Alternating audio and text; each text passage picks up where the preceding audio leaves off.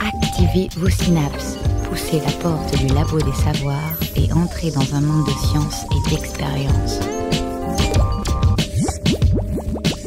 C'est le labo des savoirs. Bonjour et bienvenue au Labo des Savoirs. Les sondages font partie de notre vie quotidienne, pas un jour sans que nous ne soyons abreuvés d'enquêtes précisant la pensée, l'opinion ou les désirs de nos compatriotes et surtout leurs intentions de vote. Néanmoins, l'usage des sondages d'opinion est-il légitime ? La question se pose depuis que la pratique s'est installée dans la vie politique en France dans les années 60. Cette question de la légitimité en appelle presque aussitôt deux autres. Faut-il accorder crédibilité aux pronostics électoraux et à cette opinion publique saisie avec une précision qu'on aimerait scientifique par ce type d'enquête ? Dès leur apparition, les sondages ont reçu une avalanche de critiques, construction artificielle de la réalité, réduction du débat d'idées à un marché électoral. Ils sont accusés d'être de simples artefacts de l'opinion.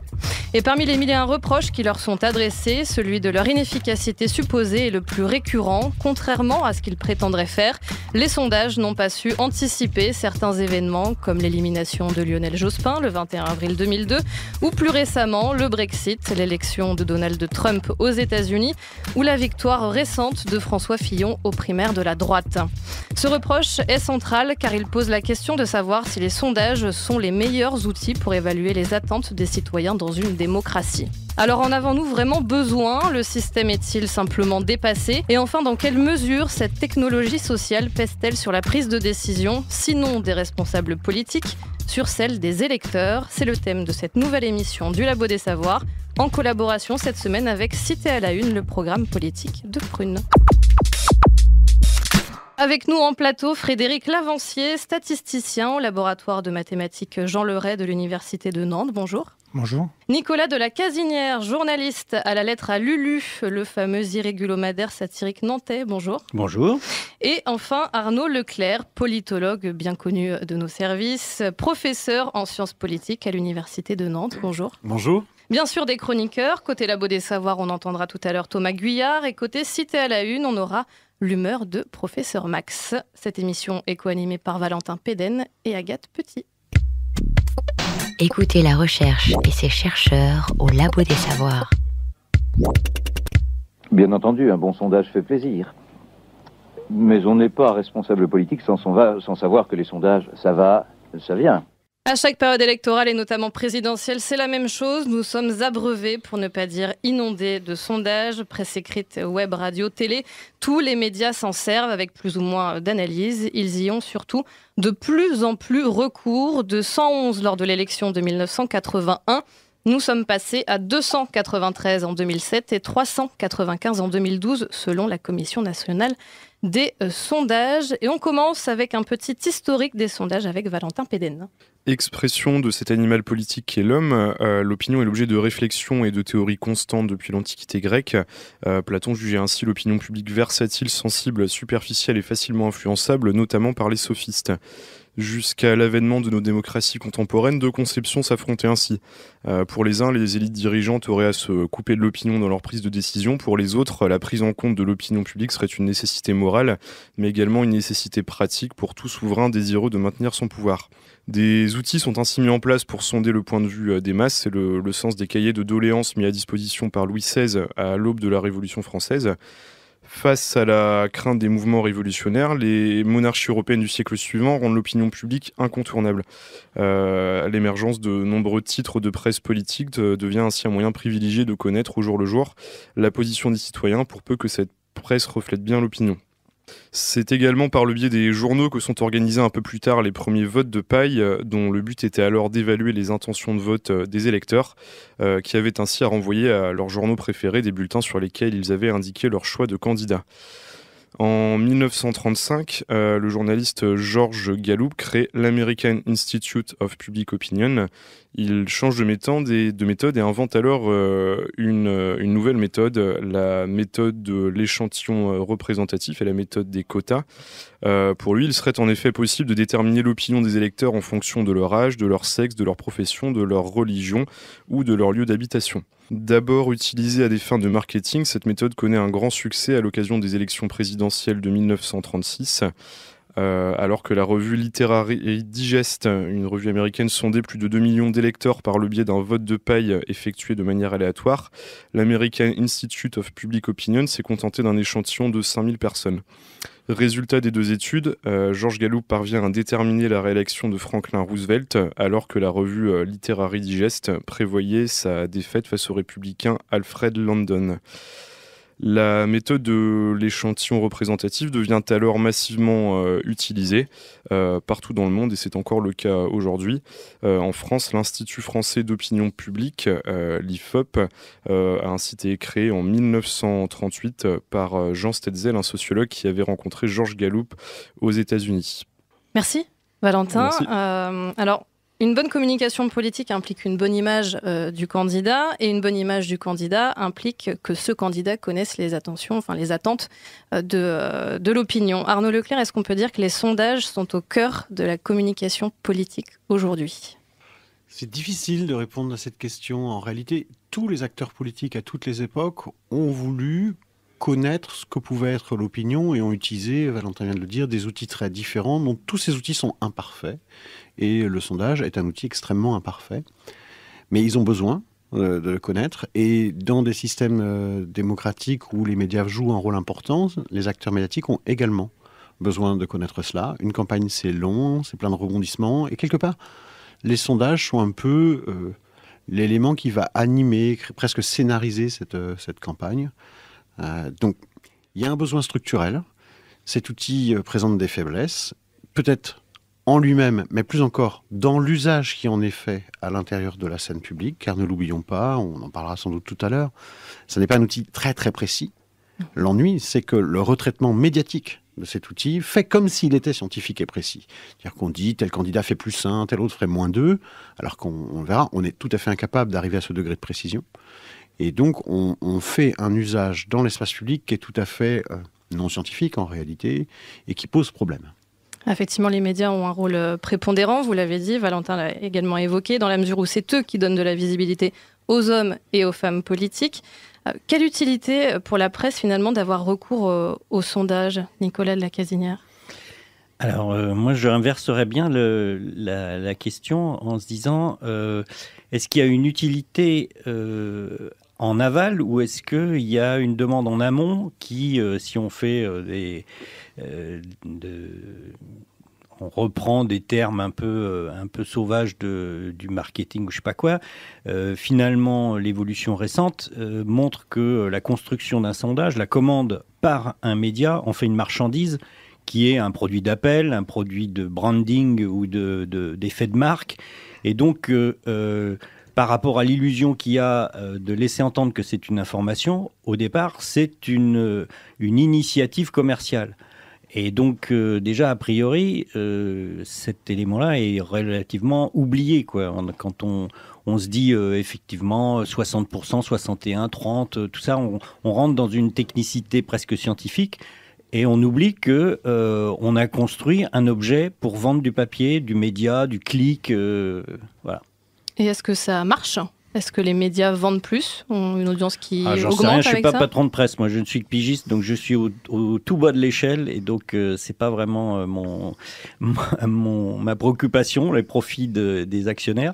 Mais en tout cas, il y a une espèce de course à l'échalote, vous l'avez dit, il y a de plus en plus de sondages, il y a une posture médiatique qui prétend prendre des distances, oui, c'est à prendre avec des pincettes, tout en s'engouffrant avec une gourmandise effroyable sur le moindre détail, le moindre évolution, on a perdu un demi-point, vous vous rendez compte, quitte à construire même des interviews sur cette base-là en réfutant leur fiabilité au départ. Donc il y a une hypocrisie médiatique sur ce sujet. On sent que vous avez un avis bien tranché sur la question. Est-ce que vous diriez que c'est aussi pour nourrir un rédactionnel qui est un petit peu, en perte de vitesse ou peut-être moins riche qu'auparavant ? C'est un peu créer l'événement. Hein. Je crois que c'est Lotto qui avait créé le Tour de France pour s'en faire un matériau médiatique. Là, on est à peu près dans la même chose. On a inversé l'effet prétendu de miroir que les médias entendent jouer habituellement en se disant on va le précéder et on va jouer dans un système concurrentiel. Si c'est un sondage qui est commandé par le Figaro, le nom du Figaro doit être repris un peu partout par les concurrents. Donc on est vraiment dans une des petites failles, des petits interstices du marché et non pas de l'info. Vous avez fait un sondage pour l'émission, qui est plutôt bon pour moi d'ailleurs, je trouve. Mais il se trouve qu'un de mes collaborateurs, par hasard, a été sondé, ce qui arrive très rarement sur Internet. Première question du sondage, pour qui votez-vous au premier tour? Donc, naturellement, il a répondu qu'il votait pour moi. Pour vous. Deuxième question du sondage, au deuxième tour, qui est-ce que vous choisissez entre Juppé et Sarkozy? C'est quand même bizarre. Vous avez déjà décidé, avant même d'avoir dépouillé le premier tour, que le deuxième tour était joué. Alors voilà, c'était un extrait d'une interview de François Fillon par Léa Salamé sur France 2 il y a quelques mois. Alors il faut voir l'extrait vidéo pour s'en rendre compte, mais Léa Salamé est très mal à l'aise à ce moment-là. Effectivement, on ne sait plus vraiment qui manipule qui dans cette configuration, Arnaud Leclerc. Alors, il faut peut-être ramener quand même quelques éléments pour mettre ça en perspective. D'abord, quand les sondages sont arrivés en France, les médias n'y croyaient pas. Et beaucoup de journaux ont refusé de les utiliser. Finalement, le succès des sondages dans les médias date de la présidentielle de 65, puisque pour la première fois, un outil a permis de dire que le général de Gaulle serait en ballottage. Alors que rien dans les outils autres qu'on utilisait ne permettait de penser ça. Donc c'est quelque part une forme, entre guillemets, de performance, mais c'est une performance illusoire, puisque normalement, le sondage n'est pas un outil prédictif. C'est pas un outil de prospective. C'est plutôt, au contraire, un outil d'analyse de ce qui s'est passé derrière. Pas du tout de ce qui va se passer devant. Mais je partage ce qui a été dit, c'est-à-dire qu'à un moment donné, l'interaction entre les sondages et les médias s'est brouillée parce qu'il y a une claire utilisation aujourd'hui. Maintenant, il faudrait préciser une chose. Dans une campagne présidentielle, les médias tout azimut ont beaucoup à gagner, c'est le cas actuellement. Les audiences, quelle qu'en soit la forme, sont en train de grimper très fortement sur les émissions politiques, alors qu'elles soient encore radio, télévisées, que ce soit la presse écrite, etc. Et quand on regarde, par exemple, les audiences de la télévision sur le terrain historique, on voit énormément d'émissions politiques pendant les phases de campagne présidentielle qui font des scores incroyables. Donc, quelque part, la campagne présidentielle en elle-même est un processus de captation du public qui est très fort. Le sondage est un élément à l'intérieur de ce processus-là. Et en termes de crédibilité, qu'est-ce que ça apporte aux médias de reprendre des informations qui souvent finalement s'avèrent fausses, puisque même si là on vient de le dire, ce ne sont pas des outils prédictifs, le public les considère comme tels finalement. Mais je m'inscris en faux sur l'idée que l'information est fausse. C'est pas tout à fait exact. C'est-à-dire que l'information est imprécise. Ce qu'un sondage est capable de faire, c'est finalement fournir une fourchette. Une tendance. Non, une fourchette, c'est pas une tendance, une fourchette. C'est-à-dire, tel candidat, il va être dans un +3, -3. Quand c'est pour les votes, mais il y a des autres sondages. Ah, bien sûr, bien sûr. Rappelons d'ailleurs, il faut le dire, que le sondage politique n'est que marginal par rapport à l'outil sondage, et que les grands instituts de sondage, au mieux, font 20% de leurs chiffres en politique, un peu plus quand il y a des phases de campagne, mais c'est évidemment pas leur quotidien. Simplement, sur ces outils, lorsqu'on les lit, ils donnent une information parce qu'on les répète, les questions viennent de manière répétée, jour après jour, mois après mois, et qu'on arrive du coup à repérer, avec la même question et un même type de public interrogé, on arrive à repérer une tendance, mais cette tendance n'est nullement une projection de ce qui se passera au moment du vote. Alors qu'est-ce qui pêche? C'est l'analyse par les journalistes, parce que souvent on finit par entendre ce discours. Pourquoi les journalistes reprennent ces chiffres-là, sachant qu'en fait ils ne servent à rien, potentiellement dans 15 jours ça va changer. Qu'est-ce qui va pas côté médias? Mais ça, on pourrait reprocher ça aux journalistes de parler de ce qui se passe le jour même et qui va être recouvert par une vague qui va dire le contraire sur un fait divers ou sur un autre événement. Donc ça, malheureusement, on fait à l'instant T et après tout, pourquoi pas. Moi, ce qui me questionne, c'est aussi un peu ce qu'évoque François Fillon. Je vais aller voler à son secours pour une fois, ça va le faire plaisir. Mais non, il s'en fout. Mais bref, c'est que la manière dont la question est construite, c'est une construction et c'est une construction idéologique. Et alors moi, j'ai eu un peu la même expérience que lui, mais sur un sondage qui n'était pas politique. C'était un sondage sur les habitudes ou les pratiques liées à l'environnement à Nantes Métropole. Je suis gentil, je vois ce que c'est que le boulot de précaire de faire ces sondages, je dis oui. Et au bout d'un moment, ça me gave complètement, puisque c'était pas une question, c'est l'ensemble des questions enfermait la question écologique dans des éco-gestes individuels. En gros, il s'agissait de savoir si je fermais le robinet un peu beaucoup passionnément pendant que je me brossais les dents. Un questionnement, on va dire, sur l'ensemble du sondage, totalement dépolitisé, c'est-à-dire et individualisé. Et donc, moi, j'ai dit non, je suis désolé, je ne veux pas participer à ça, je suis désolé, je vous fais perdre votre truc, mais je joue pas parce que j'étais pas en accord avec les questions qu'on me posait. Ce qui, normalement, n'existe pas. C'est-à-dire, un sondé n'a pas à émettre d'opinion sur le questionnement. Il doit dire oui, non, ne se prononce pas, éventuellement, quelques choix, c'est tout. Et donc, cette construction, elle est idéologisée, elle est incarnée par des gens qui écrivent ces questions-là, par des gens qui ont une classe sociale, qui ont une position dans le marché de la presse, etc. Et ça, on l'occulte totalement. On le disait en introduction, leur nombre augmente. Pour quelles raisons, exactement ?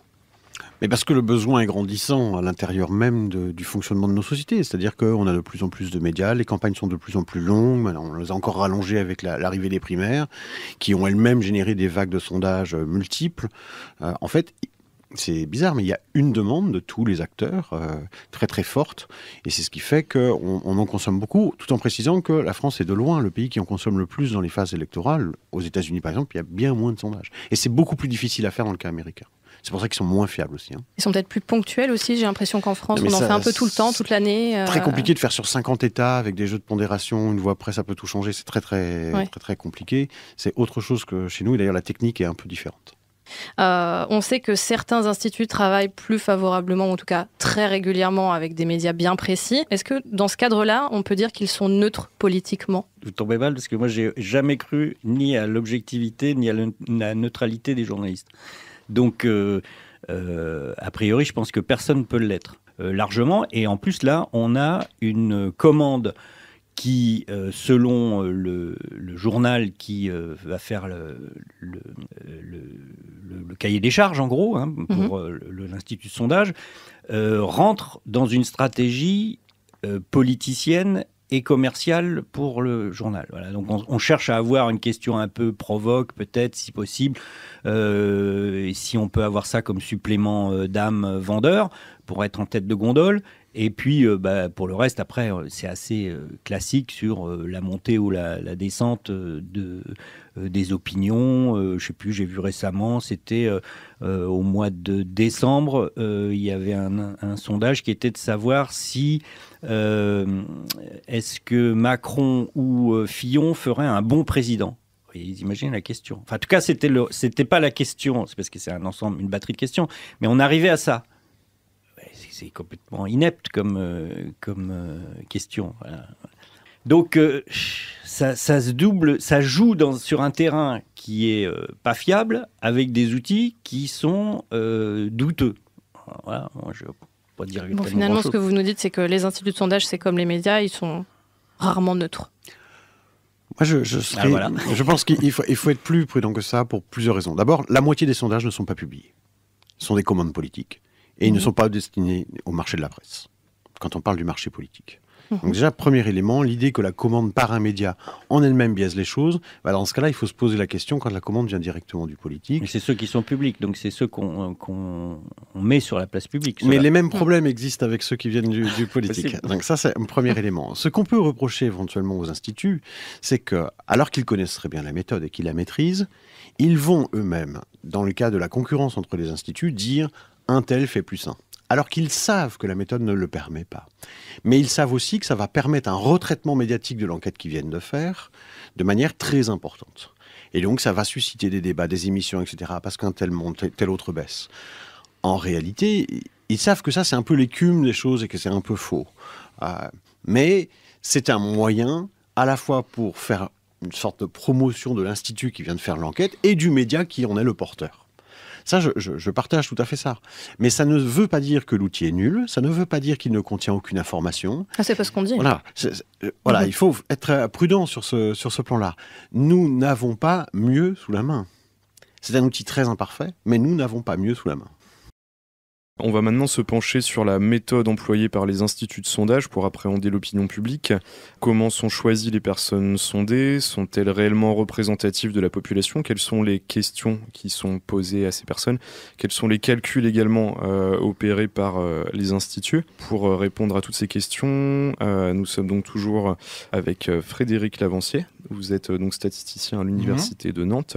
Également avec Arnaud Leclerc. Vous êtes professeur de sciences politiques à l'Université de Nantes également. Puis avec Nicolas de la Casinière, qui est journaliste et auteur de La Lettre à Lulu.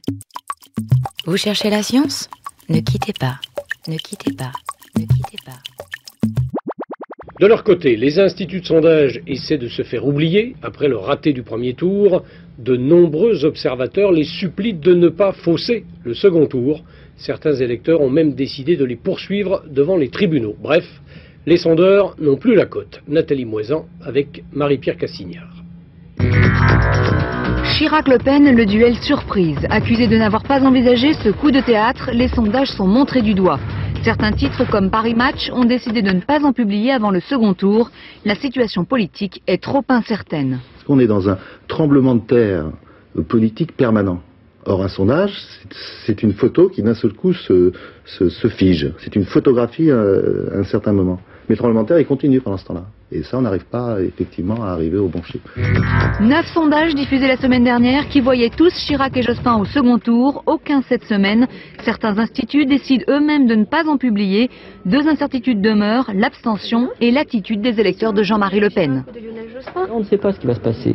Est-ce que les électeurs du Front National vont surdéclarer leur vote justement parce qu'ils prennent courage en eux, ou bien vont-ils continuer à le sous-déclarer et peut-être même davantage compte tenu de l'impact qu'a eu le premier tour?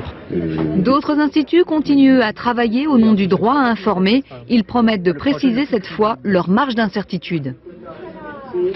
Nous allons continuer parce que l'information vaut mieux que la censure. Il faut continuer à informer les Français, il faut continuer à les convaincre du fait que les enquêtes d'intention de vote ne sont pas des pronostics ni des prédictions de résultats électoraux. 5 jours après le démenti cinglant que le premier tour a apporté au sondage, ce mea culpa timide n'a pas convaincu. 9 particuliers ont déposé aujourd'hui une plainte contre les sondeurs, accusés d'avoir diffusé de fausses informations. C'est le labo des savoirs. On va d'abord se pencher sur la question du recueil de données, sur la représentativité aussi de ces sondages. Frédéric Lavancier, il existe 2 méthodes principales pour sonder l'opinion, on en a un petit peu parlé tout à l'heure. Il y a d'abord la méthode des quotas, qui consiste donc à créer des échantillons en fonction des différentes catégories comme l'âge, la profession, le sexe ou le lieu de résidence. Et il existe également la méthode aléatoire qui consiste à interroger des individus au hasard. Quelle est pour vous d'abord la méthode la plus pertinente ? Donc la seule méthode dont on maîtrise un peu l'incertitude et les calculs, c'est la méthode aléatoire. Donc pour moi, c'est clair, c'est la seule dont on peut dire des choses sérieuses. L'autre, on ne sait pas. Donc ce que font les instituts de sondage lorsqu'ils donnent des fourchettes de confiance, par exemple, issues d'un sondage par quota, c'est qu'ils appliquent les formules de la méthode de sondage aléatoire. Donc comme si le sondage avait été fait avec une méthode aléatoire. Donc, ce qui n'est pas le cas, puisque c'est un sondage par quota. Et à ce propos, je voudrais juste préciser que depuis le début de l'émission, on parle des enquêtes d'opinion, essentiellement. Alors qu'en réalité, les sondages sont utilisés dans plein d'autres structures, et notamment, par la principale d'entre elles, en France, c'est l'INSEE, qui passe son temps à faire des sondages au sein de la population, pas forcément les Français, ça peut être des entreprises, ça peut être des professions particulières, pour recueillir des informations. Et donc là, il n'est pas question d'argent, enfin, il n'y a pas de profit particulier à faire ces sondages, c'est vraiment de l'information publique qui est à destination des ministères, par exemple. Et ces sondages sont faits de façon aléatoire. Ne sont pas du tout faits par la méthode des quotas. Ce qui leur garantit, selon moi, le sérieux et la rigueur adéquate, avec marge d'erreur associée, etc. La méthode des quotas reste pourtant la méthode la plus utilisée en France et dans le monde ? Alors, dans le monde, je ne sais pas, ce sera vérifié. C'est la méthode la plus utilisée en France, ça c'est sûr. Ce n'est pas le cas aux États-Unis, elle est abandonnée. Elle est de plus en plus remplacée par les méthodes aléatoires. Et au Canada et Québec aussi, qui est un pays de référence en enquête d'opinion, ils n'utilisent plus la méthode des quotas. La raison, c'est ce que je viens de dire, c'est qu'on ne maîtrise pas parfaitement la précision de ce que l'on avance. Par contre, la raison pour laquelle la méthode des quotas est très utilisée en France, c'est qu'elle est rapide à mettre en place, peu coûteuse, et lorsqu'on fait une enquête à des fins de profit financier, évidemment, on va privilégier celle-ci. Quitte à perdre un peu en précision, mais après tout, qui s'en préoccupe ? de la précision. Avec la méthode des quotas, ce sont en moyenne 1000 personnes qui sont sondées. En général, c'est ça pour la plupart des sondages qui sont publiés, en tout cas en France, dans les médias. Avec la multiplication des sondages, Agathe l'a dit tout à l'heure, il y en avait 111 en 1980 pour la présidentielle, 293 pour celle de 2007. Est-ce que la taille de l'échantillon a tendance aussi peut-être à diminuer ? Non, je pense pas. Au contraire, alors maintenant avec donc effectivement, souvent ça tourne autour de 1000. Alors je sais pas d'où ça vient ce 1000. Enfin, il se trouve c'est un fait. Mais j'ai remarqué que récemment, avec les enquêtes, notamment sur Internet, on pouvait atteindre 10 000, 12 000. J'ai vu une enquête Mediapart à 12 000 répondants. Ou le CEVIPOF, par exemple, le Centre d'études de la vie politique française, qui fait une enquête très particulière, par contre, du point de vue méthodologique. Il travaille avec un échantillon de 15 000 personnes. Je peux revenir sur la méthode des quotas pour expliquer un peu quand même l'enjeu. Donc, au-delà du fait qu'on ne maîtrise pas les mathématiques qu'il y a derrière, donc elle consiste effectivement à remplir des cases. Donc on veut respecter la répartition des sexes, en gros moitié-moitié homme-femme, la répartition des CSP, catégories socio-professionnelles, et la répartition géographique, et aussi une répartition de classe d'âge. Et alors l'enquêteur interroge les personnes jusqu'à ce que ces quotas soient remplis. Donc éventuellement, il interroge une personne qui ne souhaite pas répondre, il recommence, etc. Il interroge une personne qui est une femme alors qu'il a déjà son quota de femme, c'est tout, il l'abandonne. De telle sorte qu'à la fin, il aura dans son échantillon uniquement les gens qui ont accepté de répondre à son enquête, et uniquement celle-ci. C'est très différent d'une enquête aléatoire effectuée par l'INSEE, où lorsque vous êtes sondé par l'INSEE, normalement vous êtes obligé de répondre. La loi vous oblige à répondre, les entreprises, alors ça c'est pas trop le cas pour les individus, parce qu'on fait peu d'enquêtes auprès des individus, le seul c'est je sais pas comment il s'appelle, c'est l'héritier du recensement. On fait plus de recensement en France, on fait une grosse enquête d'opinion, une grosse enquête sur la population. Donc là on est obligé de répondre. Si on répond pas, l'enquêteur revient sonner à la porte autant de fois qu'il le faut pour répondre. Alors évidemment il y a quelques pertes, mais l'idée c'est ça, c'est qu'on doit répondre à une enquête. Les enquêtes par quota, pas du tout. On téléphone, évidemment la plupart des gens ne répondent pas, ne veulent pas répondre. Donc vous avez dans votre échantillon uniquement les gens qui sont prêts à répondre à ce type d'enquête, tard le soir. Voilà, donc ça crée forcément un biais dans les critères de réponse qu'il faut prendre en compte. On n'a aucune idée de la façon dont on prend en compte. Alors il y a des cuisines, chaque institut de sondage cuisine ils appellent ça le redressement, ils redressent comme ils peuvent pour tenir compte du biais qui a été créé par cet échantillonnage, mais la réalité c'est qu'on a très peu de moyens de mesurer ce biais et donc l'erreur qui s'ensuit. Arnaud Leclerc, est-ce que pour vous la méthode des quotas, donc on vient de le dire, qui implique donc de prendre en compte l'âge, le sexe ou la profession des sondés, est-ce que c'est une bonne manière pour vous d'appréhender l'opinion ? Non, j'ai rien à ajouter à ce que vient de dire Frédéric, tout ça est très très juste. La raison de fond est une raison de coût d'organisation de l'enquête. C'est pour ça qu'on utilise ce système qui est, on le sait, pas très performant. Et juste ajouter quelque chose, on a aujourd'hui des enquêtes où on sait qu'on a des taux de non-réponse qui peuvent atteindre 90%. Donc les biais sont très forts. Pour aller vite, on sait très bien que ceux qui répondent, tendanciellement, sont des gens beaucoup plus diplômés que la moyenne française, par exemple. Et que ça, évidemment, ça induit d'autres choses, puisque les diplômés, par exemple, s'intéressent plus à la politique, se posent plus la question, ont plus connaissance du repère droite-gauche, par exemple, des choses dans ce genre. Ce qui fait qu'on a une sous-représentation très forte qui est celle des Français de base qu'on a du mal à toucher par l'outil. Voilà. Et ça, c'est très difficile, évidemment, à redresser. Alors, sans parler après d'une autre forme de redressement, qui est lorsque un candidat se présente pour la 2e ou 3e fois ou pour la première fois, comment va-t-on le redresser ? C'est-à-dire, sur quelle base, quel outil va-t-on utiliser dans le passé pour le redresser ? Comment redresser Emmanuel Macron aujourd'hui ? Sachant que pour aller vite, la donnée brute qu'on reçoit n'est pas celle qui va être publiée, qui va être redressée. Il peut y avoir des écarts très importants. Et là, il faut bien reconnaître que c'est du bricolage très artisanal, c'est un peu le doigt mouillé. Il y a eu des débats, par exemple pour Jean-Luc Mélenchon, il y a eu des débats puisque les redressements sont opérés. Enfin, certains instituts ont expliqué quelques données clés pour lesquelles ils faisaient du redressement.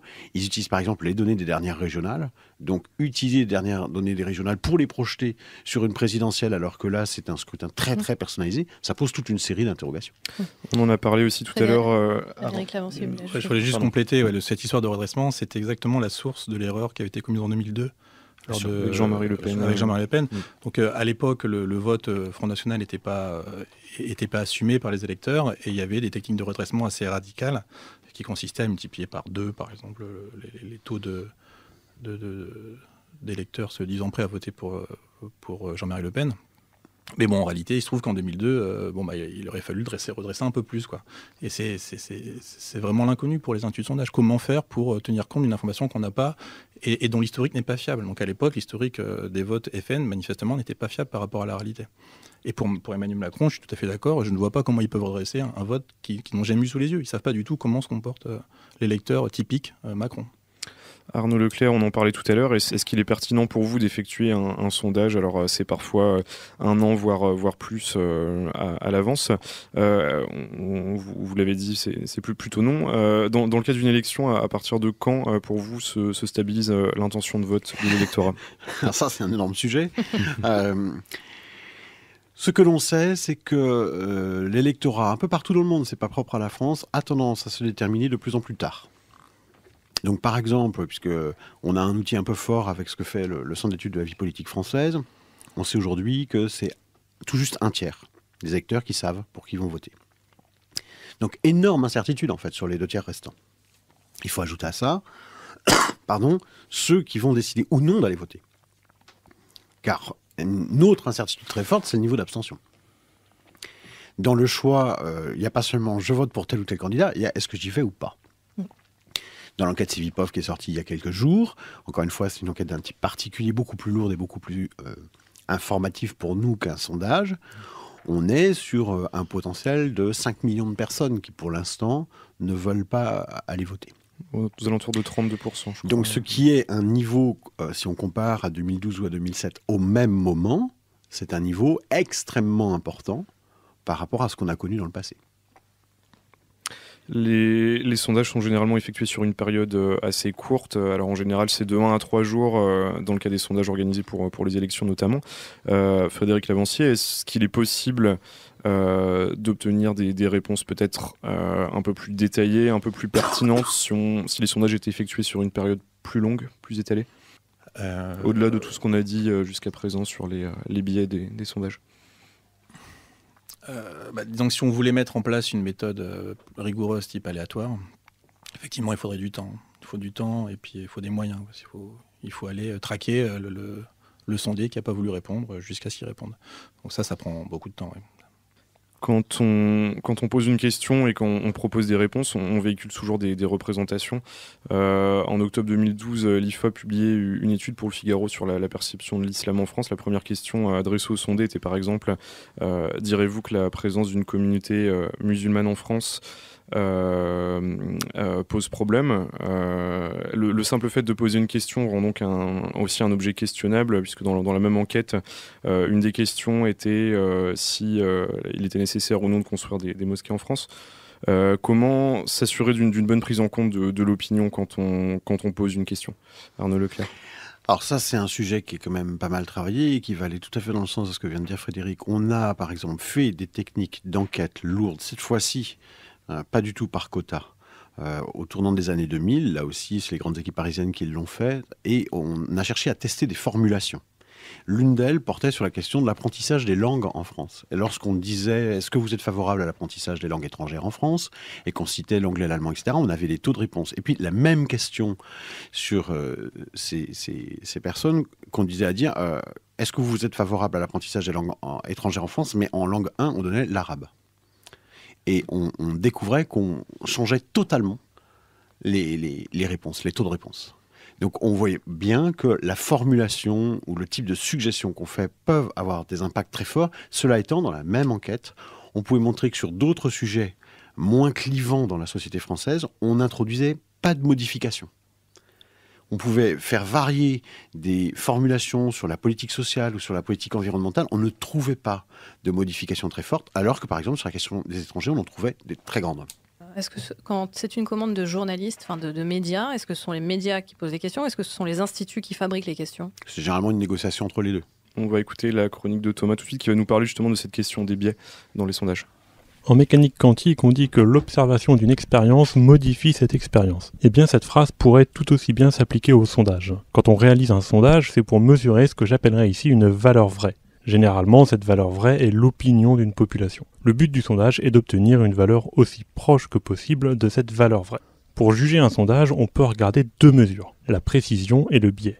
La précision, c'est la différence obtenue entre deux répétitions du sondage. Pour augmenter la précision, il suffit généralement d'augmenter le nombre de personnes sondées. Le biais, c'est la différence entre la valeur vraie et la valeur qu'obtiendrait le sondage s'il interrogeait toute la population. Le biais, c'est donc un écart entre la valeur vraie et la valeur sondée, un écart qui est créé par le sondage lui-même. Et il est très difficile de connaître le biais d'un sondage, et encore plus difficile de le contrôler. Je vais vous donner ici quelques exemples de biais, mais je ne prétends en aucun cas avoir des solutions à ces biais.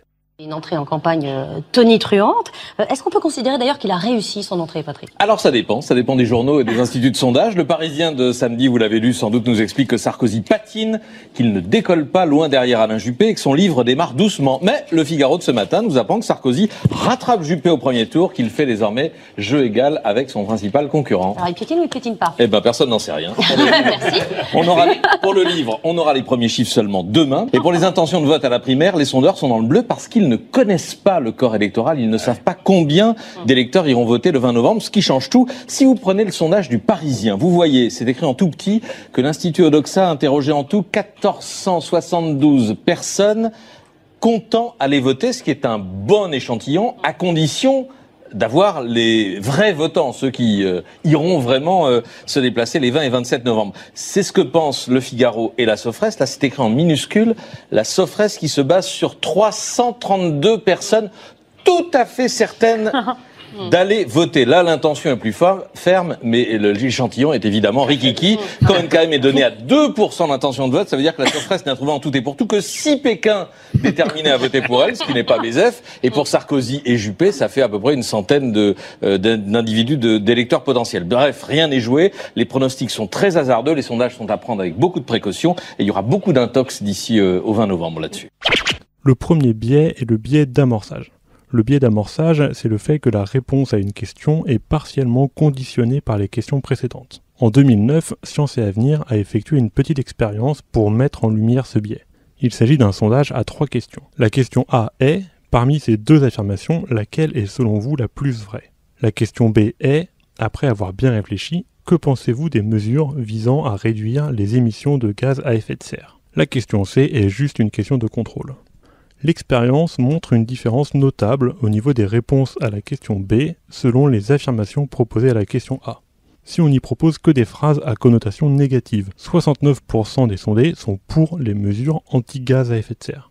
Mais si on ne propose en question A que des affirmations à connotation positive, alors 85% des sondés sont pour ces mesures. Les questions précédentes influencent donc les réponses. Un deuxième biais est le biais de Halo. C'est un biais que l'on trouve dans les sondages avec des échelles, par exemple les études de satisfaction, où l'on demande de noter des services. On peut être très satisfait, satisfait, moyen, peu satisfait, ou ne se prononce pas. On peut exprimer le biais de Halo ainsi. La première réponse influence les réponses suivantes. Si la première réponse donnée par le sondé est positive, par exemple il se déclare très satisfait d'un service, il aura tendance à surévaluer sa satisfaction des autres services. Les réponses données influencent ainsi les réponses suivantes. Ce biais cognitif a été mis en évidence par Edward Thorndike en 1920, puis démontré par Solomon Asch en 1946. C'est un biais que l'on qualifie également de biais de première impression. Un premier jugement va modifier tous nos autres jugements autour du même sujet. Il y a ainsi de nombreux biais cognitifs qui ont été mis en évidence par les psychologues. Le biais d'ancrage, qui est le fait de préférer la première information donnée. Dans le cas d'un sondage, cela implique qu'on a tendance à choisir les premières réponses. Le biais de conformisme, qui indique qu'on cherche généralement à donner la réponse qui est attendue par la société. Le biais vers l'estime de soi, qui nous pousse à choisir des réponses qui nous valorisent. Par exemple, surestimer son activité sportive ou sous-estimer sa consommation d'alcool. Le biais vers le oui, car on a tendance à préférer l'acquiescement, la réponse affirmative à une question. Finalement, tout sondage est biaisé. La liste des biais cognitifs est trop longue pour être détaillée ici. Certains de ces biais peuvent être relativement contrôlés en rendant aléatoire l'ordre des questions et l'ordre des réponses. La formulation des questions joue également un rôle important dans un sondage.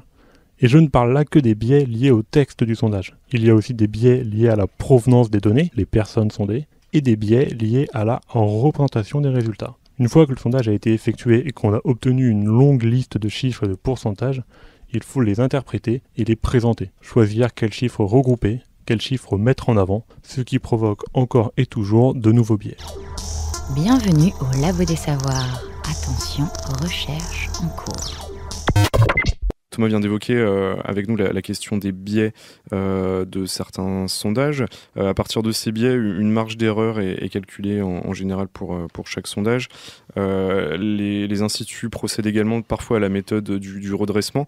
Frédéric Lavancier, qu'est-ce que ça implique sur les résultats d'un sondage ? Alors, si le sondage était fait de façon aléatoire, donc la seule façon qu'on maîtrise, la marge d'erreur grossière, disons, elle est de l'ordre de 1 divisé par la racine de la taille de l'échantillon. Donc si on tire 1000, si on fait un échantillon sur 1000 personnes, c'est 1 sur racine de 1000, ça fait à peu près 3%. Ça. Donc si vous faites un sondage sur 1000 personnes, le résultat c'est plus ou moins 3. Si vous faites un sondage sur 10 000 personnes, c'est plus ou moins 1%. Donc à partir du moment où vous avez deux candidats qui se trouvent dans la fourchette, par exemple 49-51, et vous avez fait un échantillon sur 1000 personnes, normalement vous ne pouvez pas les départager, étant donné la marge d'erreur inhérente à l'échantillonnage. Ça c'est si le sondage est effectué dans les règles de l'art. Donc à cela s'ajoute le biais éventuel dû à la méthode des quotas, l'énorme taux de non-réponse, le biais des questions, etc. La technique du redressement, on en a parlé un petit peu tout à l'heure. Qu'est-ce qu'elle implique justement ? Alors, encore une fois, ça change complètement l'erreur finale. Avec la méthode des quotas, c'est l'inconnu complet. On ne sait pas du tout l'erreur on ne sait pas de toute façon l'erreur qu'on avait effectuée avant redressement. On sait encore moins l'erreur qu'on a effectuée après. Donc l'idée, c'est de diminuer cette erreur. Mais en réalité, on ne sait pas. On maîtrise par contre dans des sondages aléatoires. Il existe aussi des techniques de redressement dans les sondages aléatoires où là on maîtrise tout. On maîtrise l'erreur avant redressement, on maîtrise l'erreur après redressement. Si on a un institut de sondage, comment on fait le redressement ? Très simplement, on sait que 5 ans avant, on faisait déjà des sondages, on avait déjà des réponses brutes sur tel candidat ou telle proposition, et au moment du vote, on a eu des résultats réels. On a pu mesurer alors l'écart entre le sondage et le réel. Et c'est cet écart qu'on va utiliser pour ajuster la nouvelle demande, faite plusieurs années après. Ce qui pose plein de difficultés, parce qu'évidemment, il y a du temps qui s'est écoulé, la manière de percevoir les choses a pu changer, la structure même de la proposition, c'est-à-dire la structure du marché politique, par exemple, de l'offre politique peut avoir complètement changé. Et donc, projeter comme ça quelque chose qu'on a repéré à un moment donné en disant on sait que par exemple les femmes ont plutôt voté comme ça ou telle catégorie a plutôt voté comme ça, alors même qu'elles déclaraient à ce moment-là ne pas voter exactement de cette manière-là, eh bien, on va essayer d'ajuster. Mais on voit bien que c'est quelque chose de bricolé, d'artificiel, qui introduit finalement de l'incertitude. Bien sûr, si on donnait les données brutes, on serait encore plus dans le faux. Il y a quand même un élément qu'on ne maîtrise absolument pas, c'est la sincérité des gens qui sont interrogés. Là aussi, vaste question, puisqu'on s'est aussi amusé à faire des enquêtes post-électorales, c'est-à-dire, par exemple, on l'a fait en France après 2002, lorsqu'on demande à des échantillons français comment ils ont voté à l'élection de 2002, je vous le dis tout de suite, Lionel Jospin a gagné dans ce cas-là. C'est-à-dire que la difficulté, c'est d'abord que les gens qui s'intéressent peu à la politique, ils n'ont pas nécessairement la mémoire de leur vote. Premier élément. Et si on leur demande quelques mois après, ils peuvent vous raconter tout à fait autre chose. La deuxième chose, c'est qu'aussi, il existe des effets un peu compliqués. Lorsqu'un candidat a été malheureux, ça peut créer un sentiment d'apitoiement. Il y a des gens qui font du ralliement, on appelle ça du bandwagon. Et donc, ils vous déclarent quelque chose d'autre que ce qu'ils ont fait. Parce que ça les soulage un peu moralement. Et donc, c'est une grande difficulté. Le sondage après coup, c'est aussi un autre problème. C'est pas quelque chose de très fiable non plus. En questionnant la méthodologie des sondages, on questionne également leur interprétation et leur influence. On dit souvent des sondages qu'ils sont une photographie de la société à un instant T. Certes, une photo n'arrête pas le temps, mais elle peut considérablement l'impacter. Vous savez mieux que tout le monde que les sondages vont et viennent. En ce moment, ils sont au plus bas pour vous, puisque vous êtes à votre plus beau... Ils sont au plus bas chez Ration. Oui. Disons que depuis votre arrivée à l'Élysée il y a 10 ans, vous ne vous êtes jamais retrouvé aussi bas. Vous voyez, c'est très intéressant la vie politique. Alors, est-ce que vous avez l'impression que c'est votre personne qui est en cause cette fois-ci? Et est-ce qu'on peut rester longtemps au pouvoir quand on est séparé à ce point de C'est à vous de le dire. C'est une question qu'on vous pose. Mais moi, je ne fais pas moi, je fais pas d'introspection devant des millions de Français. Je ne passe pas mon temps à considérer mon nombril et à l'exposer à l'attention publique, enfin quoi. Vous avez déjà dit que vous ne gouvernez pas avec les sondages, mais on doit en tenir compte quand même, Monsieur le Président. Bien entendu, c'est à vous d'apprécier, de dire ce que vous en pensez, et aux Français aussi. C'est tout. Voilà, François Mitterrand interrogé par Patrick Poivre d'Arvor. Est-ce qu'on peut vraiment dire que les sondages influencent les électeurs ? Nicolas de la Casinière, est-ce que vous avez un avis sur cette question ? Je ne sais pas, ce qu'il y a, c'est qu'il y a un angle mort dans ce questionnement et même l'intérêt qu'on porte sur les sondages, c'est que c'est le reflet de la vie politique telle qu'elle est actuellement et donc on parle d'intention de vote, etc. On l'a évoqué, mais il faut voter. Et donc on est dans une période où il y a une désaffection, c'est le moins qu'on puisse dire, du système de démocratie représentative, avec beaucoup de gens qui ne votent pas parce que autrefois on disait ils vont à la pêche, donc c'est des dilettantes, ils s'en foutent, etc. Non, c'est aussi un geste politique. Le dégoût peut être avoir comme mode d'expression de ne pas voter. Et ça, évidemment, ça ne rentre pas dans les pourcentages, mais ça ne rentre pas non plus dans le résultat.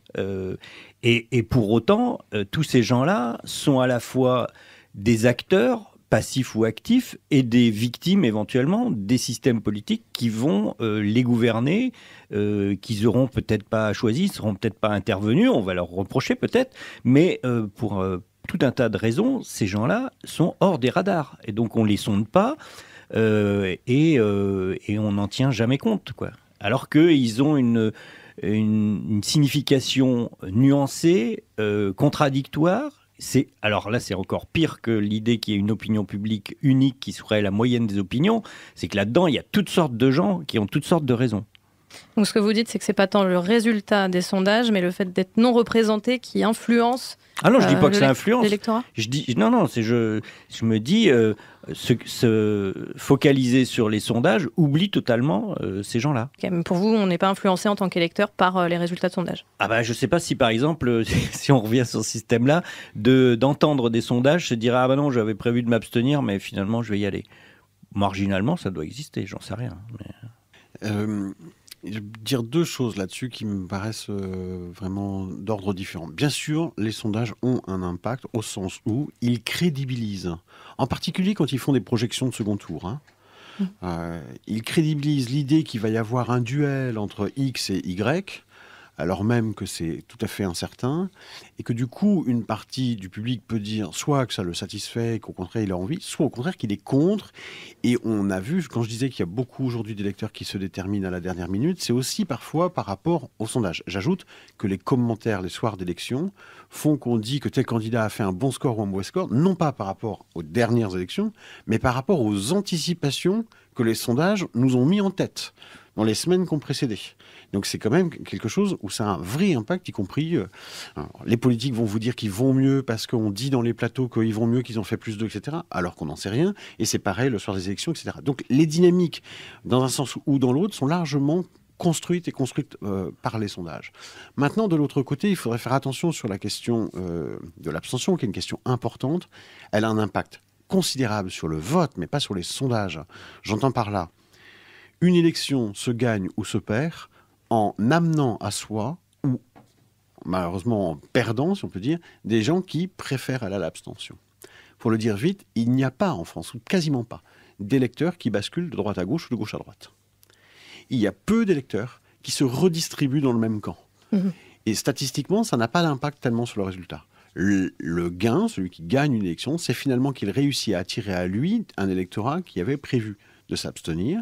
Ou la perte, c'est généralement quand l'électorat qui tendanciellement pouvait s'abstenir, finalement, ne vient pas vers vous et maintient son abstention. Voilà, c'est comme ça que des élections se perdent ou se gagnent à tous les échelons, local comme national. Il n'y a pas de bascule d'un camp à l'autre. On entendait François Mitterrand dans l'extrait diffusé tout à l'heure dire on ne gouverne pas avec les sondages. C'est vrai que c'est un argument assez récurrent à la fois dans la bouche des politiciens et dans celle des directeurs et des directrices d'instituts de sondage. Pourtant, on a quand même l'impression que les sondages peut-être influencent, alors je parlais des électeurs tout à l'heure, mais ils influencent peut-être plus les politiques dans leur communication, dans leur façon de gérer leur campagne. Comment pourrait-il en être autrement ? C'est juste, vous lancez une campagne, vous lancez des thèmes, vous avez besoin de savoir si ça provoque de l'écho, etc. Vous avez besoin d'un outil de mesure. Quels outils vous pouvez avoir ? Vous pouvez soit en allant sur le terrain, en rencontrant des gens, mais c'est encore moins fiable. soit vous essayez d'avoir un outil qui, entre guillemets, tente d'objectiver avec toutes les limites qu'on a soulignées tout à l'heure. Et c'est normal, quand vous êtes un acteur, vous avez besoin de savoir si ce que vous faites marche ou pas, a du sens ou pas, si il y a du répondant ou pas. Et on utilise toutes les techniques possibles, dont celle-ci. Pour légitimer son action. Oui, et tout le monde le fait. Voire pour la réorienter, si on regarde ce qui s'est passé pour le sondage sur Notre-Dame-des-Landes, l'aire géographique, elle est choisie à partir d'un sondage commandé par le PS et pas divulgué sur la place publique. Donc ça a servi d'instrument pour se dire finalement quelle est l'échelle qu'on va choisir en fonction d'un résultat qu'on espère. Entre 2017 et 2012, Nicolas Sarkozy a commandé pour près de 10 millions d'euros de sondages. Alors au-delà évidemment de cette affaire exceptionnelle, c'est comme ça qu'on va la qualifier, qui a surtout révélé leur impact stratégique au moment d'une campagne et dans la communication politique, est-ce qu'on connaît le niveau d'investissement des partis en faveur des sondages, enfin des instituts ? Est-ce qu'on sait combien le Parti socialiste, les Républicains, les Verts dépensent en sondage ? On peut le savoir, on peut le calculer, c'est beaucoup d'argent surtout dans les phases de campagne, donc c'est plutôt dans les comptes des candidats et non pas dans les comptes des partis. Alors les partis peuvent donner de l'argent pour le faire. La difficulté, c'est que ça coûte tellement cher, surtout quand on commence à en faire beaucoup, que il y a des plafonnements du financement de la vie politique et donc là on peut se heurter. La question de Nicolas Sarkozy, c'était ça. C'était dans quelle mesure il utilise de l'argent public, notamment celle de l'Élysée, pour se payer une série de sondages. On sait que les ministères le font beaucoup également. Donc oui, c'est sûr. Un des surcoûts de la vie politique, c'est précisément lié au fait que ces campagnes s'allongent et qu'on veut des indicateurs en cours de route et que c'est cet indicateur-là qui est souvent le plus utilisé, le plus intériorisé par la scène politique. Vous nous disiez tout à l'heure, Arnaud Leclerc, que les sondages étaient pour l'instant le seul outil qu'on avait pour mesurer l'opinion publique, un outil imparfait, certes, mais le seul. Est-ce qu'il y a des perspectives, Frédéric Lavancier, à l'ère du big data aujourd'hui ? Est-ce qu'il n'y a pas des méthodes meilleures pour sonder l'opinion publique ? Pour une question très précise, ça me paraît difficile, mais effectivement, il y a des informations qu'on peut tirer, ne serait-ce que des recherches de requêtes sous Google, par exemple. C'est déjà effectué pour anticiper les périodes d'épidémie, par exemple. On est capable de dire avant les agences officielles qu'il y a une épidémie de grippe en France, ne serait-ce que parce que le mot-clé grippe sous Google apparaît plus souvent. Donc on pourrait imaginer exploiter ce genre de filon pour évaluer la cote de popularité ou de défiance d'un homme politique. Ouais. Ouais, ou peut-être partir de données réelles plus que de données déclaratives. Ça me paraît difficile en tout cas d'anticiper un score à une élection via ces outils-là.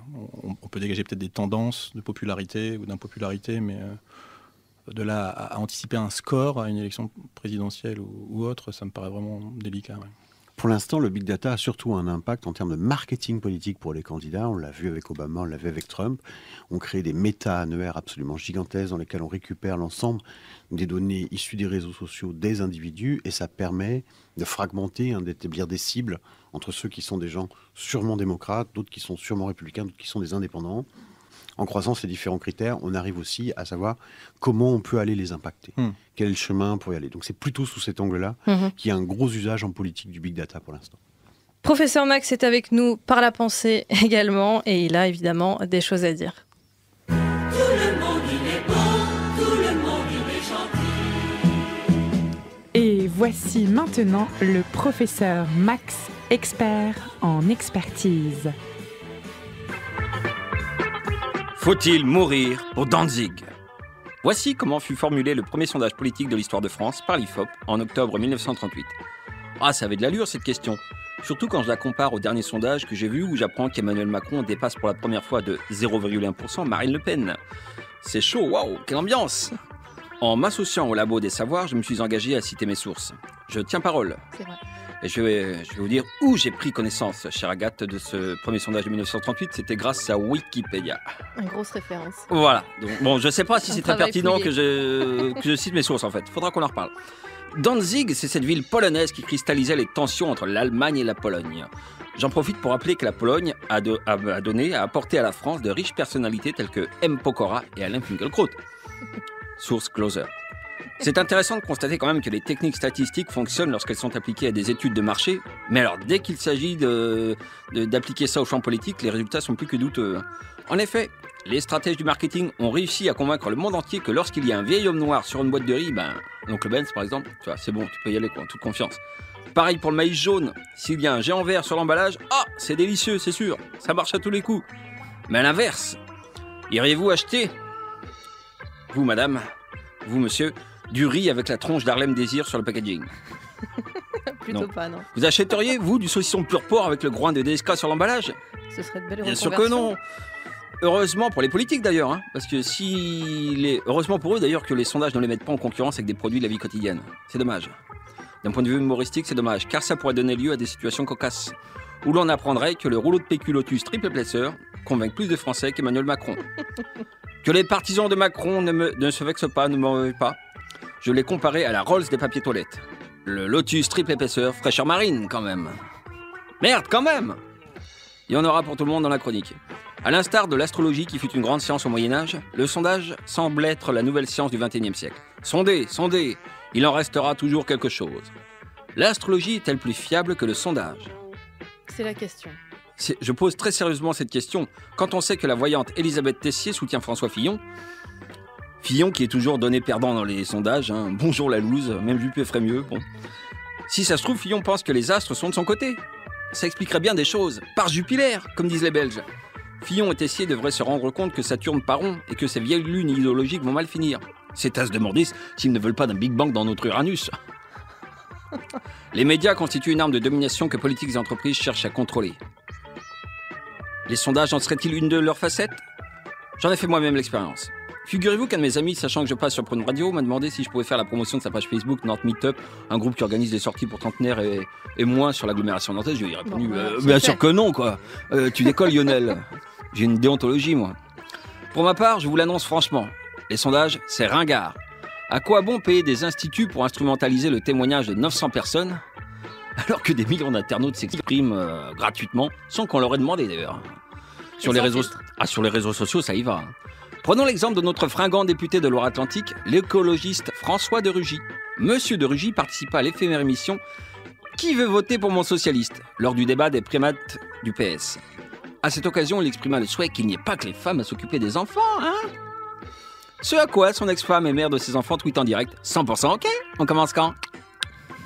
Eh oui, quand la magie d'Internet remplace la magie de l'amour. C'est drôle, non? Ça me fait marrer. Cette info a été diffusée par Yahoo et confirmée par Voici, donc c'est du sérieux, attention. Absolument. Attention Agathe, je ne t'ai pas escroqué. Hein. Il n'y a pas de saut média. Voilà. Oh, c'est beau, bravo. En conséquence, les sondages sont les matraquages d'un autre âge, qui me rappellent d'ailleurs les heures les plus sombres de notre histoire. Comme dit le proverbe, quand on n'a pas de tête, on a des sondages. Afin d'accéder véritablement à la vérité vraie, je ne saurais trop vous recommander notre site www.prune.net qui vous permet d'écouter notre radio locale en direct dans le monde entier. Vous me pardonnerez ce petit placement produit, mais j'ai une déontologie. Si certains publics, médias ou politiques accordent une grande crédibilité aux sondages, on a pu le voir tout au long de cette émission, ces derniers ne sont pas exempts de reproches dans la manière dont ils sont en tout cas pratiqués et publiés en France. En attendant, ils vont continuer à envahir notre vie quotidienne au moins jusqu'au début du mois de mai prochain. Merci à tous les trois. Arnaud Leclerc, Nicolas de la Casinière et Frédéric Lavancier d'être intervenus dans notre émission. Merci Agathe. Merci Valentin. Et merci à Cathy qui était à la réalisation.